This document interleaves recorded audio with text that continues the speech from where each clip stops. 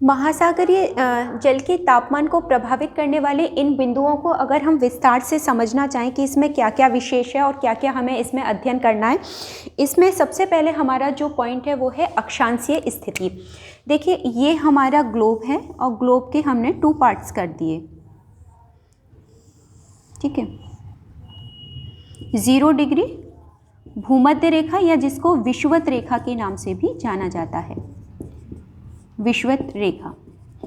ये 0 है, यहाँ से 1 2 3 4 5 6 करके यहाँ तक आ जाएगा 90 डिग्री नॉर्थ, और 1 2 3 करते हुए ही पूरा 90 डिग्री साउथ, उत्तर और दक्षिण। अगर अक्षांशीय स्थिति की बात करें तो मैंने पहले ही कहा था प्रशांत महासागर, अंध महासागर जो एस शेप में है, ये पूरा अंध महासागर, और अगेन प्रशांत, और यहाँ पे पूरा हिंद महासागर, प्रशांत महासागर, अंध महासागर, और ये फिर से प्रशांत। ये पश्चिमी, ये पूर्वी प्रशांत महासागर, या उत्तरी दक्षिण में भी डिवाइड कर सकते हैं। यहाँ जल है, और जल है तो टेम्परेचर की स्थिति, क्योंकि सूर्य की किरणें यहाँ सीधी पड़ती हैं, सीधी पड़ेंगी तो कम दूरी तय करेंगे, इस वजह से यहाँ टेम्परेचर ज़्यादा होगा, लेकिन 10 डिग्री तक टेम्परेचर ज़्यादा नहीं पाया जाएगा। इसका कारण मैंने आपको बताया था, सूर्य की किरणें चाहे यहाँ सीधी पड़ रही हैं, लेकिन पानी पे सीधी पड़ने के साथ वाष्पीकरण ज़्यादा होगा। वाष्पीकरण होगा तो जो तरल गैसीय रूप में जल ऊपर जाएगा, संघनन होगा, बारिश होगी। बारिश क्या करती है, टेम्परेचर में ठंडक कर देती है। तो इस वजह से यहाँ तापमान ज़्यादा ना होकर क्या होगा, 10 डिग्री से ऊपर, इसका मतलब 20 से 40 डिग्री के मध्य ज़्यादा।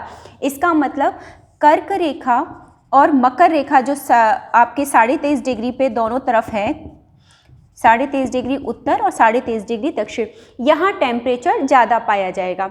दूसरा है इसमें पवनें। अगर मान लीजिए 0 से मैं बात करूं 30 या 35 डिग्री तक की, ये क्योंकि ये जो क्षेत्र है इसे कहते हैं व्यापारिक पवन क्षेत्र, व्यापारिक पवन क्षेत्र। अब इसमें से भी व्यापारिक पवन क्षेत्र में से मैं कुछ हिस्सा और हटा देती हूँ, जिसको हम कहते हैं शांत पेटी क्षेत्र या डोलड्रम। ये 0 डिग्री तो हमारा रहेगा ही, लेकिन 5 डिग्री दक्षिण और 5 डिग्री उत्तर, ये जो क्षेत्र है ये कहलाता है, विशेष इसका नाम होता है डोलड्रम या शांत पेटी क्षेत्र। यहाँ पे हवाएं बहुत तेज नहीं चलती, शांत रहती हैं, लेकिन पश्चिम से उल्टा चलते हैं। ज़्यादातर व्यापारिक की जो चलती हैं पवनें, ये व्यापारिक पवनों का ये पूरब से पश्चिम की ओर चलती हैं, ये इनका डायरेक्शन रहता है, ठीक है। ये डायरेक्शन है पूरब से पश्चिम की अगर बात करें ये, तो ये पूरब से पश्चिम, लेकिन ये क्या हो जाएंगी, पश्चिम से पूर्व, प्रति चक्रवातीय होती हैं। तो जल का जिस वायु राशि क्षेत्र में आ जाता है उसकी दिशा भी जल की क्या हो जाती है। तो यहाँ से अगर हवा चली तो यहाँ के जल को वो आगे खिसका ले जाएगी ना, यहाँ से खिसका के लहरों के माध्यम, तो यहाँ तो टेम्परेचर कम हो जाएगा। इसका मतलब पूर्व की तरफ तो टेम्परेचर क्या होगा, कम हो जाएगा क्योंकि हवा आ रही है, और पश्चिम की तरफ क्या हो जाएगा टेम्परेचर, क्योंकि वो गर्म पानी बहकर किधर आ गया, पश्चिम की ओर आ गया, तो टेम्परेचर कहाँ ज़्यादा देखने को मिलेगा, पश्चिम की ओर। लेकिन अब इसका उल्टा अगर हम सोचें 40 से 60 डिग्री बात करें तो ये पछुआ पवनें चलती हैं, और पछुआ पवनें चलती हैं पश्चिम से पूर्व की ओर, यहाँ से इधर की ओर, ये पश्चिम है और ये क्या है, पूर्व। तो यहाँ से जब हवा आएगी, पछुआ हवाएं, तो वो यहाँ से धक्का दे के जल को यहाँ ले जाएंगे। इसका मतलब यहाँ क्या हो जाएगा, ठंडक बढ़ जाएगी, यहाँ क्या बढ़ जाएगी, गर्माहट बढ़ जाएगी, अगर इसके अकॉर्डिंग, पवनों के अकॉर्डिंग देखें। दूसरी चीज़ अक्षांशीय स्थिति की बात करें तो जैसे जैसे हम यहाँ सूर्य की किरणें सीधी पड़ रही हैं, जैसे जैसे उच्च अक्षांश पे जाते हैं, तिरछी किरणें होती हैं, लंबा मार्ग तय करना पड़ता है, तो ताप की कम प्राप्ति होगी। जब ताप कम मिलेगा तो यहाँ पे क्या रहेगी, ठंड, और ठंड भी किस रूप में, बर्फ के रूप में। तो यहाँ हिम क्षेत्र बन जाता है 90 डिग्री के आसपास, क्योंकि 6 महीने का दिन, 6 महीने की रात रहती है, इस वजह से यहाँ ठंडक ज़्यादा रहती है। तो जब ठंडक होगी तो ऑब्वियसली वहाँ टेम्परेचर क्या होगा, कई बार तो जो आर्कटिक महासागर है वो जमा ही रहता है, और जमा रहने के कारण वहाँ यातायात की जो परिवहन का जलीय साधन है वो भी वहाँ ब्लॉक हो जाता है। तो अक्षांशीय स्थिति, जैसे जैसे ऊपर जाएंगे टेम्परेचर कम होगा, जैसे जैसे भूमध्य रेखा के पास आएंगे, उष्ण सागरों, उष्ण कटिबंधीय क्षेत्र में जो उष्ण सागर होते हैं वहाँ टेम्परेचर सबसे ज़्यादा पाया जाता है। अगर बात पूछा जाए तो सबसे ज़्यादा गर्म सागर कौन सा है, तो उसमें आ जाएगा फॉर एग्जांपल लाल सागर। लाल सागर सबसे गर्म, जो अफ्रीका और भारत की तरफ जाते बीच में एक स्पेस दिखता है वो है हमारा लाल सागर, ये हमारा अफ्रीका,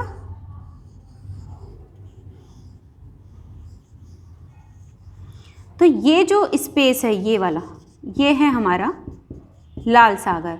और अगर सबसे गर्म सागर पूछा जाए तो ये क्या है, सबसे गर्म सागर, या जिसे हम कहेंगे उष्ण सागर।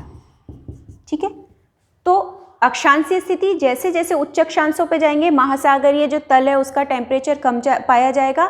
जैसे जैसे विषुवत रेखा के नज़दीक आते हैं टेम्परेचर बढ़ता जाता है, लेकिन विषुवत रेखा पे कभी भी तापमान ज़्यादा नहीं होगा क्योंकि वहाँ संवहनी के वर्षा होती है, मतलब कंटिन्यू बारिश होती रहती है। इस वजह से भूमध्य रेखा के पास ना होकर भूमध्य रेखा से थोड़ा सा हटके कर्क और मकर रेखा के पास वहाँ टेम्परेचर इनका ज़्यादा पाया जाएगा। अब आ जाती है धाराएँ। धाराएं के फिर से वही चीज़ की बात करें धाराओं की, ये ग्लोब है और ये हमारी भूमध्य रेखा। ठीक है, 0 डिग्री भूमध्य रेखा। इस रेखा की बात करें तो मैंने आपको जब धाराएं बताई थी तो हमेशा मैंने एक कॉम्बिनेशन बताया था, हाई प्रेशर से लो प्रेशर की ओर सर्कुलेशन चलता है हमारे अर्थ का, चाहे विंड्स हो चाहे धाराएं हो। लेकिन जब धाराएं मतलब जल की एक विशाल जल राशि जो कि एक निश्चित दिशा से निश्चित क्षेत्र की ओर चलती है और जिन पवनों के क्षेत्र में आती है उसी दिशा का अनुसरण करती है। मान लीजिए व्यापारिक पवनों के क्षेत्र में जल आ गया तो व्यापारिक पवनें पूरब से पश्चिम चलती हैं तो वो जल भी पूरब से पश्चिम की ओर चलेगा। अगर पछुआ पवनों के क्षेत्र में आ जाएंगी तो जल की दिशा पश्चिम से पूर्व हो जाएगी, निश्चित है। और इसमें एक चीज़ मैंने कही थी क्लॉकवाइज। क्लॉकवाइज मतलब अगर यहाँ चल रही हैं तो ये इस दिशा से चलेंगे क्लॉकवाइज। हमारी घड़ी 1 2 3 4 ऐसे 1 2 3 4 ये क्लॉक है, क्लॉकवाइज। और दक्षिणी गोलार्ध में चलेंगी एंटी क्लॉकवाइज, उल्टी घड़ी की सुइयों के अनुसार, तो ये हो जाएगा एंटी क्लॉकवाइज। ठीक है, तो जब हम इस अकॉर्डिंग देख रहे हैं तो भूमध्य रेखा से जो जाएगी, इसका मतलब भूमध्य रेखा से थोड़ा ऊपर कर्क रेखा मकर रेखा, तो वहाँ से जल गर्म जाएगा और गर्म जल कहाँ जा रहा है, ध्रुवों की ओर। यहाँ क्या है, ध्रुवीय क्षेत्र है।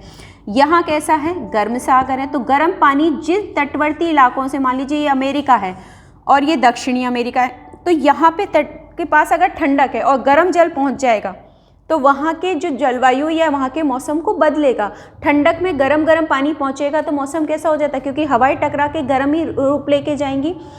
तो यहाँ से ये और जब ये व्यापारिक पवनों का क्षेत्र मैंने आपको 30 से 35 बताया था, तो यहाँ तो व्यापारिक पवनें हैं। तो व्यापारिक पवनों के क्षेत्र में आके इसकी दिशा देखिए पूरब से पश्चिम की ओर, पूरब और ये पश्चिम, पूरब से पश्चिम की ओर आ रही है, तो इस वजह से जल की दिशा भी इधर हो गई।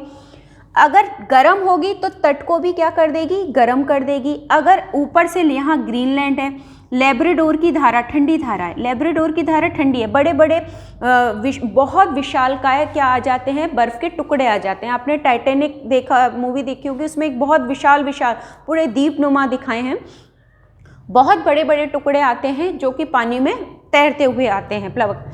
तो यहाँ पे वो क्या करेंगे, जिस क्षेत्र पे जाएंगे, जिस तट पे जाएंगे उसके मौसम को कैसा कर देंगे, ठंडा, उस तट को ठंडा कर देंगे। लेकिन यहाँ से जो हवा जाएगी, यहाँ से जो विंड आई, पछुआ पवनें, तो जो अभी पूरब से पश्चिम हो रही थी, जैसे ही 30-35 डिग्री ऊपर जाएगा, 35 से 60 के बीच में, यहाँ पछुआ पवनें चलेंगी और पछुआ पवनों के क्षेत्र में जैसे ही जल आएगा उसकी दिशा पश्चिम से पूर्व हो जाएगी। तो यही गर्म जल कहाँ पहुँच जाता है, यहाँ यूरोप है।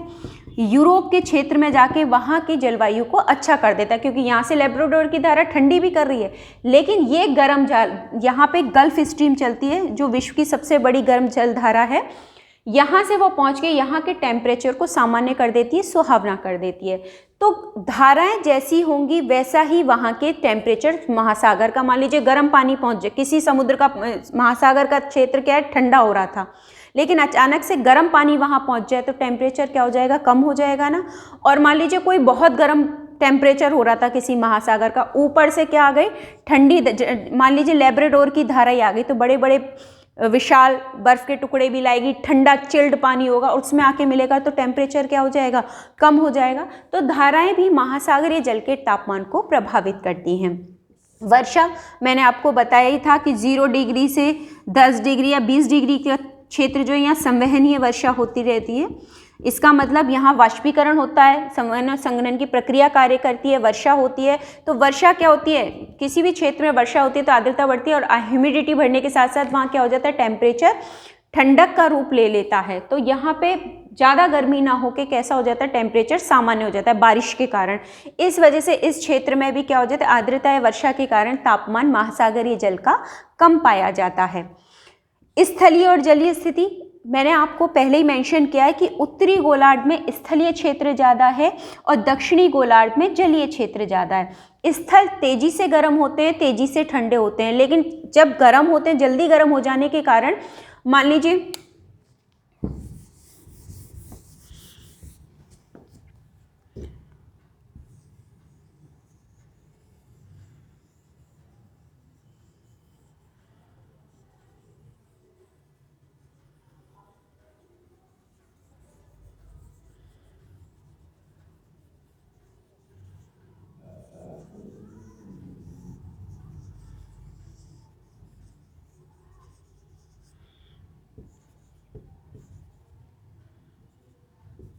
ये मैं पूरा अफ्रीका यूरेशिया, ये मान अपना अफ्रीका, ये यूरोप, ये हमारा एशिया वाला पार्ट, ठीक है, जिसमें ये अपना भारत हो जाएगा, ये अरेबिया हो जाएगा, ये अपना चीन वाला पार्ट ऊपर यहाँ से चीन वाला हो जाएगा, ये Sumatra, Java, Papua New Guinea, Fiji, Luzon द्वीप, यहाँ से ये खालिन, ये Japan, Hokkaido, Honshu, Kyushu, Shikoku, ठीक है, ये बाकी के छोटे छोटे द्वीप, और यहाँ अपना ऑस्ट्रेलिया, ठीक है। मैं अमेरिका वाला पार्ट नहीं बनाया।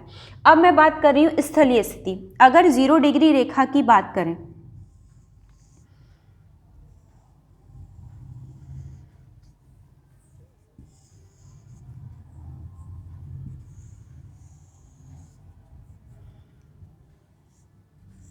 ये मेडागास्कर,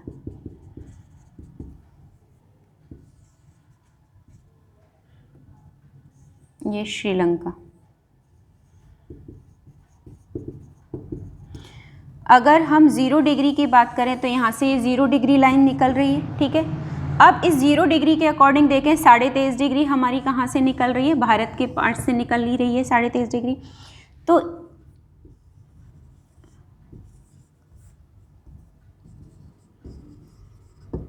ठीक है, ये द्वीप हो जाएंगे अपने फिलीपींस, मनीला वाले यहाँ पे आ जाएंगे, लक्षद्वीप और अंडमान और निकोबार द्वीप वाला पार्ट आ जाएगा। यहाँ से अगर हम बात करें तो 23.5 उत्तर हो गया और 23.5 हमारा दक्षिण में आ गया। इसका मतलब ये हो गई हमारी मकर रेखा, ये विषुवत रेखा या भूमध्य रेखा, और ये हमारी कर्क रेखा 23.5 डिग्री, ठीक है। अब मैं इसके अकॉर्डिंग बात करूँ तो यहाँ तो हमारा हिंद महासागर है, यहाँ हमारा अंध महासागर है, अंध महासागर, और यहाँ हमारा प्रशांत महासागर है। तो 0 डिग्री के ऊपर देखिए सारे के सारे स्थल ज़्यादा है, जलीय क्षेत्र, ये सिर्फ जलीय क्षेत्र है। 0 डिग्री के ऊपर मैं डैश डैश जो कर रही हूँ, ये दक्षिणी चीन सागर आ जाता है, यहाँ चीन सागर, यहाँ आ जाता है हमारा जापान सागर, और यहाँ आ जाता है बेरिंग सागर, ठीक है। लेकिन आप देखिए जल की स्थिति कम है और स्थलीय क्षेत्र ज़्यादा है। इसी के विपरीत अगर हम दक्षिण की बात करें, हम ये थोड़ा मैं पूरा अफ्रीका वाला पार्ट, क्योंकि अफ्रीका ऐसा महाद्वीप है जहाँ से तीनों रेखाएं होके गुजरती हैं, इस वजह से ये हमें प्रॉपर बनाना पड़ेगा। ये अफ्रीका हो गया हमारा, तीनों फर्स्ट सेकंड थर्ड तीनों लाइन होके निकल रही है। अब इसके दक्षिण की बात करें तो यहाँ पे सिर्फ एक ऑस्ट्रेलिया पड़ रहा है, न्यूजीलैंड आ गया, अंटार्कटिका आ गया, और ज़्यादा से ज़्यादा अगर हम इधर आ जाएं तो ये हमारा पार्ट आ जाता है यहाँ पे दक्षिण अमेरिका, ठीक है। दक्षिण में सिर्फ कितना है, दक्षिण अमेरिका वाला पार्ट, अफ्रीका का कुछ पार्ट, ऑस्ट्रेलिया, न्यूजीलैंड और ओशनिया के द्वीप, जो ऑस्ट्रेलिया के आसपास के जो छोटे छोटे द्वीप हैं उन्हें ओशनियन द्वीप, पॉलिनेशियन ओशनियन द्वीप आ जाते हैं। लेकिन इस क्षेत्र में आप गौर से देखिए जल कितना ज़्यादा है, ठीक है, जलीय विस्तार ज़्यादा है। देख, ये जलीय विस्तार दक्षिणी गोलार्ध में ज़्यादा है। तो जब जलीय विस्तार ज़्यादा है तो जल के ऊपर से जो हवाएं होके जाएंगी, या भारत की बात करें, जल के से होकर जो हवाएं जाएंगी तो नमी लेके जाएंगी तो उसमें थोड़ी सी ठंडक होगी तो उस जगह के टेम्परेचर को क्या कर देंगी, कम कर देंगी। तो जो दक्षिणी गोलार्ध में पानी की अधिकता होने के कारण महासागरीय जल का तापमान क्या हो जाता है, कम हो जाता है, क्योंकि वहाँ जलीय स्थिति है। लेकिन इसके विपरीत उत्तरी गोलार्ध में स्थलीय स्थिति है, स्थल जल्दी गर्म होगा तो हवाएं भी तुरंत उसमें से चलने लगेंगी। चल के जैसे ही वो कहाँ आएंगी, समुद्र की ओर, तो स्थल पे से जो हवाएं आती, देखिए कुछ सुबह के समय और शाम के समय हवा का जो रोटेशन है वो चेंज होता है। दिन के समय जो हवाएं हैं कहाँ से कहाँ चलती हैं, स्थल से जल की, और रात को जल से स्थल की। तो इस वजह से जब ये हवाएं जल की ओर आएंगी तो गर्म है, तो जल की सतह को भी थोड़ा बहुत प्रभावित करेंगी, टेम्परेचर को परिवर्तित करेंगी। तो उत्तरी गोलार्ध में टेम्परेचर ज़्यादा हो जाता है महासागरों का, और दक्षिणी गोलार्ध में टेम्परेचर कम जाता है। किस कारण? स्थलीय और जलीय स्थिति के कारण। इसी में अगर लवणता की बात करें, लवणता मैंने आपको जो इससे पहले टॉपिक बताया था, 1 किलोग्राम जल में घुले हुए लवणों की मात्रा का जो भार होता है वो क्या कहते हैं, हमारी लवणता कहलाती है। जिस जल में सागरीय जल खारी ज़्यादा होगा, लवणता ज़्यादा होगा, वहाँ पे क्या होगा, उसका घनत्व भी ज़्यादा होगा, तो वहाँ वाष्पीकरण की प्रक्रिया क्या वर्क करेगी, जिसकी वजह से वहाँ का जो टेम्परेचर है वो भी इंक्रीज और डिक्रीज होता जाएगा। ठीक है, तो अगर हम इस चीज़ को समझें कि कैसे होगा, ठीक है, अब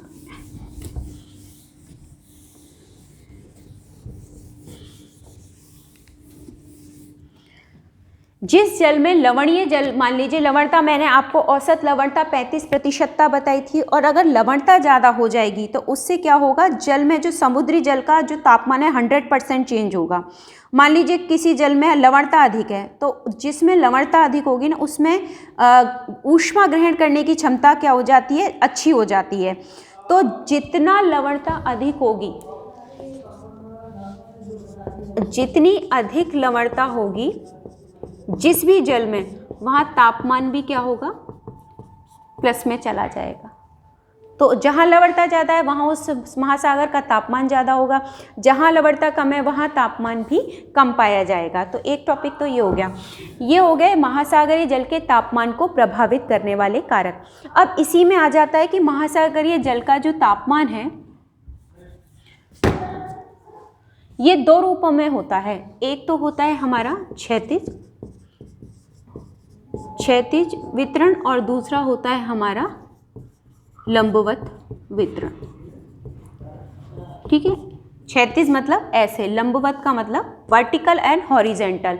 इस रूप में जो वितरण की बात करेंगे तो मुख्य टॉपिक तो देखिए क्षैतिज और लंबवत, ये प्रभावित करने वाले कारक वही हैं जो कि लवणता के थे। तो इसमें सबसे पहले हम जो बात करेंगे महासागरीय तापमान का, जो अन्य कारक के अलावा भी मैंने आपको एक टॉपिक इसमें अंतःसागरीय कटक, एक टॉपिक और रह गया था प्रभावित करने वाले कारक में, वो भी मैं क्लियर कर, अंतःसागरीय कटक। मैंने आपको कटक बताए थे, समुद्र में जो पर्वत श्रृंखलाएं होती हैं, अब वो कई बार क्या होती है कि ऊपर तक निकल आती हैं समुद्र के जल में। ये मान लीजिए समुद्र का जल है, कई बार ऊपर आ जाती हैं। अगर कोई धारा इससे टकराएगी तो टकरा के इसके एक पार्ट इधर और एक पार्ट इधर चला जाएगा, बट जाएगा। तो बटने के कारण क्या होगा, टेम्परेचर भी डिवाइड हो जाएगा। तो उस वजह से भी महासागरीय जल का टेम्परेचर परिवर्तित हो जाता है। अभी हम बात कर रहे हैं महासागरीय जल के तापमान का क्षैतिज वितरण। पहला टॉपिक हमारा क्षैतिज वितरण, और सेकंड हम बात करेंगे लंबवत का मतलब गहराई की बात करेंगे, और क्षैतिज का मतलब हम उसमें क्या क्या परिवर्तन आएगा। देखिए अगर मैं विषुवत रेखा की बात करूं तो महासागरीय सतह का तापमान जो होता है, आपको मैंने अभी एक ग्लोब के माध्यम से बताया था कि ये 0 डिग्री भूमध्य रेखा, भूमध्य रेखा से जैसे जैसे हम ध्रुवों की ओर जाते हैं तापमान क्या होता जाता है, कम होता जाता है। अगर मैं विषुवत रेखा की बात करूँ, यहाँ 26 से 27 डिग्री टेम्परेचर देखने को मिलेगा महासागरीय जल का। लेकिन हम जब यहाँ ध्रुवों पे आते हैं तो 0 डिग्री में कन्वर्ट हो जाता है, माइनस में चला जाता है। तो टेम्परेचर में परिवर्तन भी एक तरीके से अक्षांशीय स्थिति की ही गणना बता रहा है।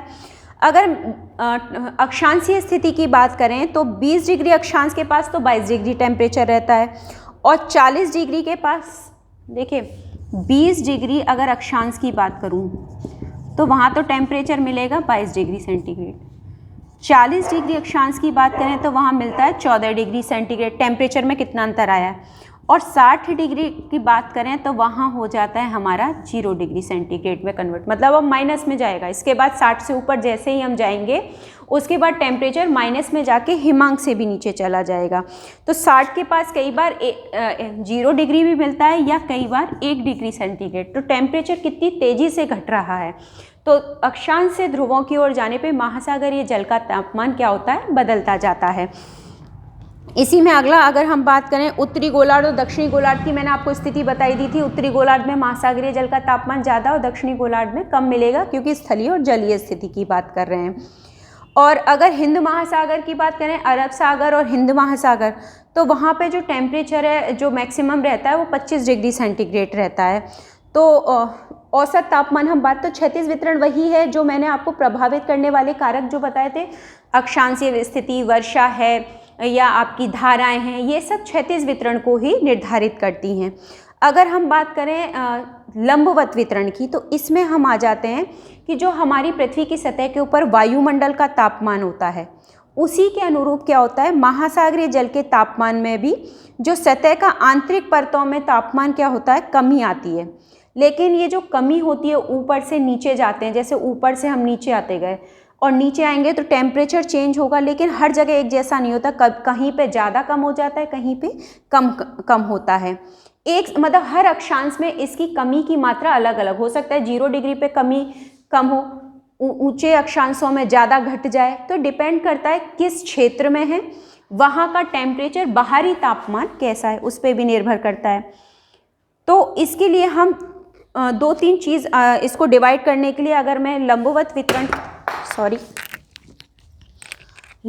वितरण की अगर हम बात करें तो सीधी सी बात है, हम सागरीय जल की गहराई की बात कर रहे हैं। मान लीजिए ये कोई महासागर, ये उसकी सतह है या जिसको हम कहते हैं सागर तल, इसमें ये जल भरा हुआ है और इस जल में हमें लंबवत वितरण के मतलब हम ऊपर से नीचाई की बात करेंगे, गहराई की। ऊपर कितना टेम्परेचर है, नीचे कितना टेम्परेचर होगा और नितल में टेम्परेचर कितना होगा। तो इसको निर्धारित करने के लिए मैंने आपको कहा था सूर्य का जो प्रकाश है वो कहाँ तक जाता है, 200 मीटर की गहराई तक प्रवेश करता है। इसका मतलब ये क्षेत्र इंपॉर्टेंट है, यही ताप ऊपर से नीचे, नीचे से ऊपर होके कंटिन्यूसली वो घूम रहे हैं और जब तक एक जैसा टेम्परेचर नहीं हो जाएगा तब तक वो पानी घूमता ही रहेगा। तो सौर्य के जो तापमान होता है, अगर हम उसके आधार पे इसे समझना चाहें कि भाई कितना होना चाहिए, तो इसको हम 3 परतों में बांट सकते हैं। 3 परतों में इजीली समझ सकते हैं। एक तो होती है ऊपरी परत, दूसरी होती है निचली परत और तीसरी होती है थर्मोक्लाइन। लवणता वाले टॉपिक में मैंने हेक्लोलाइन, थर्मोक्लाइन, पाइनोक्लाइन तीनों के बारे में मेंशन किया था, लेकिन क्योंकि यहाँ पे हम टेम्परेचर की बात कर रहे हैं तो इसका हम अलग से अध्ययन कर लेंगे। देखिए, सबसे पहले आते हैं हम ऊपरी परत के ऊपर।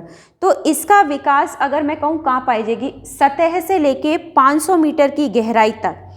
तो सतह 0 डिग्री मान लेते हैं, ठीक है, और इसको लेते हैं 500 मीटर तक।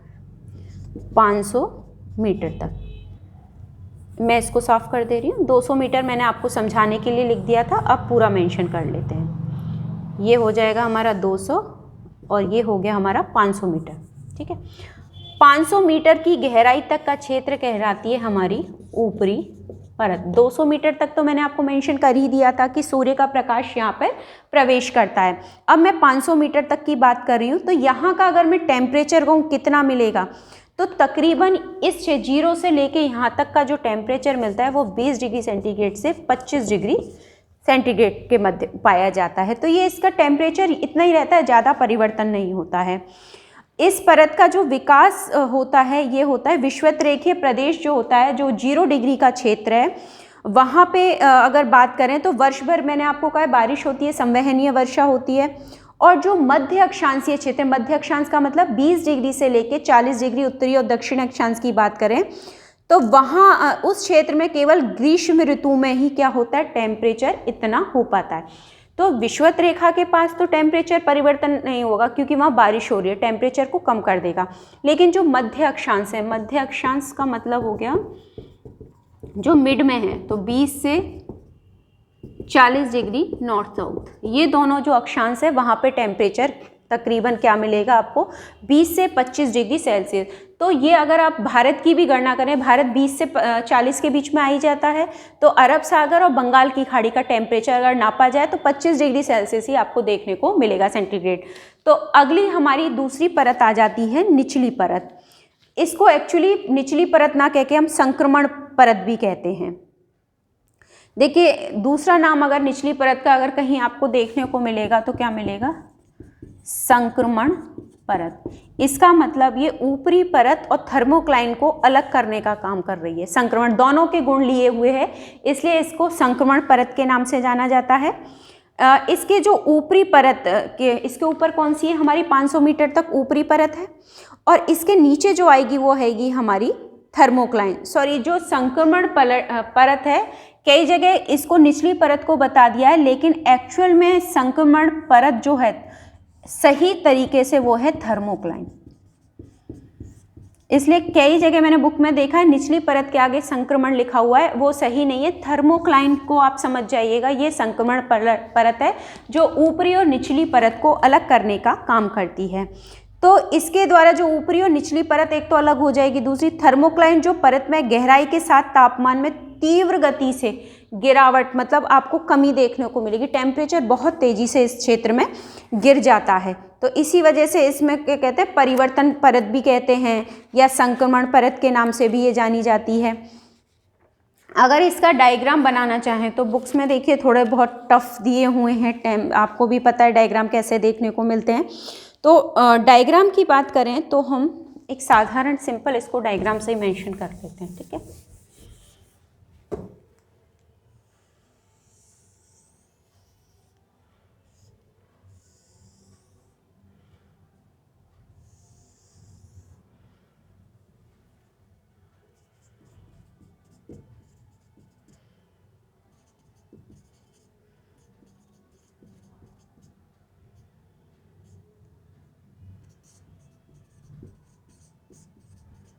ठीक है, तीनों परतों के नाम आ गए, ऊपरी परत, निचली परत और संक्रमण परत। इसमें सबसे पहले हम बात कर रहे हैं 300 मीटर तक की, 300, ठीक है। 500 तक का तो मैंने आपको क्षेत्र बताया ये, लेकिन अभी मैं 300 से अगर आप शुरू करें तो 200, 300, 400, 500, 1000, 2000, 400, 500, 1000, 2000 और 3000 तक का मीटर तक का हम क्षेत्र ले लेते हैं इसको समझने के लिए। अब इसमें अगर हमें क्योंकि तीनों क्षेत्र बताने हैं तो टेम्परेचर भी लिखना पड़ेगा। तो तापमान की हम बात करेंगे, ऊपरी वायुमंडलीय तापमान प्रभावित कर रहा है, तो 2, 4, 6, 8, 10, 20, 25, 30, मतलब इस तरीके से आप 5-5 या 10-10 का गैप लेके टेम्परेचर बढ़ा देंगे। तो जो हम बात कर रहे हैं टेम्परेचर कैसे बढ़ता है, तो जो थर्मोक्लाइन वाली बात कर रहे हैं, तो थर्मोक्लाइन का क्षेत्र एक्चुअल में मैंने 300 क्यों लिया है कि मैंने इससे पहले भी बताया 300 से 1000 ये वाला क्षेत्र, इसको हम कहते हैं संक्रमण परत या थर्मोक्लाइन परत, थर्मोक्लाइन परत, जो इसका निर्धारण कितना से होता है 300 से 1000 मीटर के मध्य के क्षेत्र को हम क्या कहते हैं, थर्मोक्लाइन क्षेत्र कहते हैं। इसमें क्या होता है, यहाँ पे टेम्परेचर बहुत तेज़ी से गिरता है क्योंकि ताप प्रवणता मंडल कह लीजिए, गहराई के साथ तापमान में गिरावट कह लीजिए।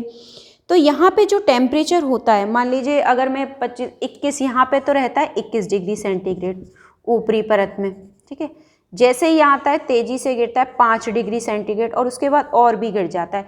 तो 21 से एकदम 5 डिग्री टेम्परेचर गिर जाएगा, तो ऐसी स्थिति में 6 और 6 के बाद सीधे 5 यहाँ आएगा, तो ये रेशो यहाँ तक आ जाएगी, ये रेखा इतनी कर्व कर जाएगी 21 से 5 डिग्री। तो कितनी तेज़ी से तापमान गिरा है, इसी वजह से इसको संक्रमण परत, ताप प्रवणता परत या थर्मोक्लाइन परत के नाम से जाना जाता है।